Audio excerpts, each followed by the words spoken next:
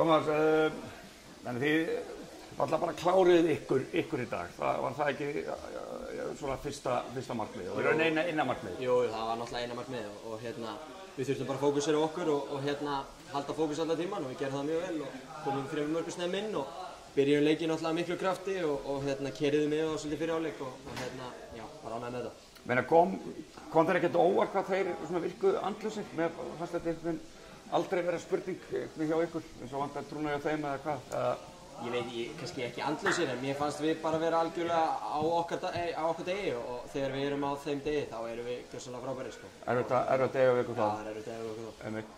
Sko ég hitti síðast eftir leikinn móti Keflavík og nú bara skrifað í skýin að þessi granna lið að fara að mætast í undanúrslitum. Já. Hvernig leggst það í þig? Þetta bara getur ekki verið betra. Þannig sko, eftir úrslit dagsins. Ég hefði verið til í jafntefli þarna hinum megin. Það þrótt og Þór en Já, þetta vildu beint upp. Já.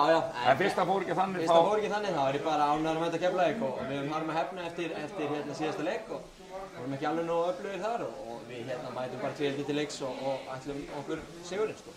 Og hvað verður þið ekki og ykkar andstæðingar fúlir eða verður ekki bara sneisa fullt á báðum leikjum? Jú, það væri gali að við myndum ekki fylla stúkundur hérna í Reykjanesbæ.